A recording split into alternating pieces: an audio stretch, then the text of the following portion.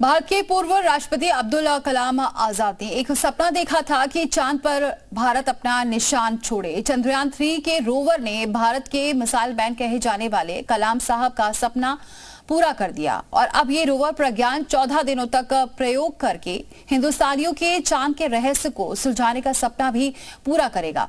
ये सपना चंद्रयान 2 के लैंडर के क्रैश होने के बाद चंद्रयान 3 की सफलता के लिए जी जान से जुटे भारतीय वैज्ञानिकों का भी सपना है, जिसने देश का सम्मान पूरी दुनिया में बढ़ाया है।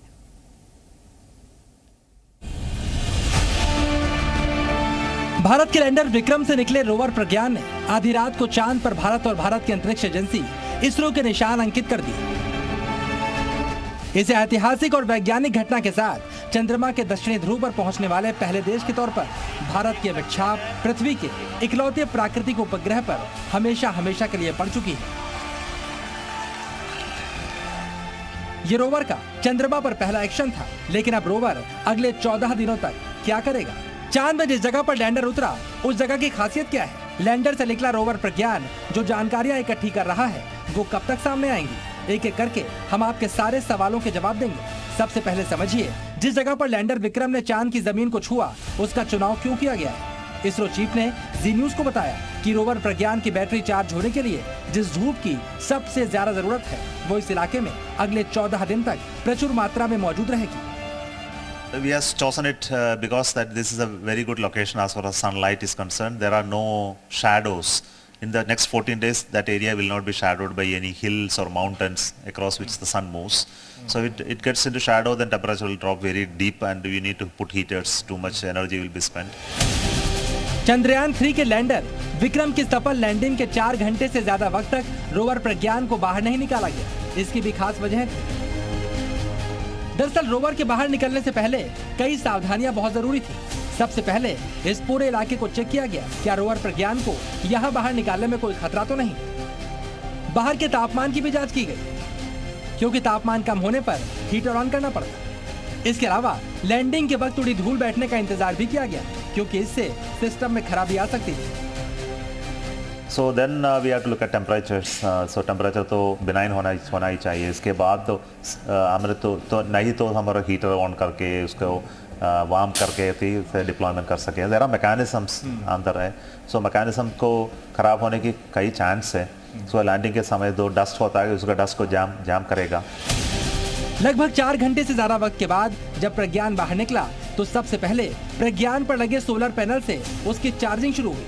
इसरो के वैज्ञानिकों ने चंद्रयान 3 की लैंडिंग से पहले इस बात का ख्याल रखा था कि जब ये लैंडिंग हो उस वक्त चांद में सूर्योदय हो गया हो।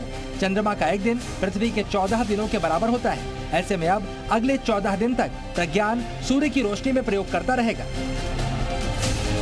इसके बाद रात में इलाके का तापमान 250 डिग्री से नीचे तक चला जाता है। इस स्थिति में प्रज्ञान का काम करना मुश्किल होगा। अब सवाल उठता है, प्रज्ञान चंद्रमा पर क्या क्या करने वाला है? तो प्रज्ञान रोवर चंद्रमा की सतह की जांच करेगा, चांद पर पानी और खनिज की खोज करेगा, चंद्रमा पर मौजूद तत्वों के गुणों की पहचान करेगा। इसके अलावा प्रज्ञान रासायनिक तत्वों और सामग्रियों की पहचान भी करेगा। चंद्रमा की मिट्टी और चट्टानों में मौजूद रासायनिक यौगिकों का पता लगाएगा। मैग्नीशियम एल्युमिनियम की मौजूदगी की रिसर्च करेगा। इसके अलावा सिलिकॉन, पोटेशियम और आयरन की मौजूदगी का पता भी लगाएगा। प्रज्ञान चंद्रमा पर कैल्शियम और टाइटेनियम की उपस्थिति की खोज भी करेगा। रोवर प्रज्ञान से मिली जानकारियां सिर्फ देश के लिए नहीं बल्कि पूरी दुनिया के लिए गेम चेंजर साबित होंगी। ब्रिक्स देशों की बैठक में खुद प्रधानमंत्री नरेंद्र मोदी ने दुनिया को यह संदेश दिया। कल शाम भारत के चंद्रयान ने चांद के दक्षिण ध्रुव पर सॉफ्ट लैंडिंग की।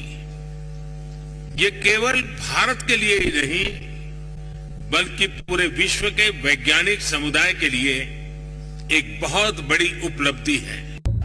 लेकिन इस सफलता को हासिल करने के लिए भारत के वैज्ञानिकों की 3 साल 11 महीने और 23 दिन की तपस्या का बड़ा हाथ है, जो चंद्रयान 2 के लैंडर की क्रैश लैंडिंग के साथ ही शुरू हो गई थी। भारत का चंद्रयान 2 मिशन आंशिक रूप से सफल हुआ, लेकिन लैंडिंग सफल नहीं हो पाई। तत्कालीन इसरो चीफ की आंखों में आंसू थे और खुद प्रधानमंत्री नरेंद्र मोदी उनको उस वक्त सांत्वना दे रहे थे। आखिरी कदम पर चंद्रयान चंद्रमा को गले लगाने के लिए दौड़ पड़ा। चंद्रमा को छूने की हमारी इच्छा शक्ति चंद्रमा को आगोश में लेने की हमारी इच्छा शक्ति और संकल्प और प्रबल हुआ है और मजबूत हुआ है और दृढ़ हुआ है।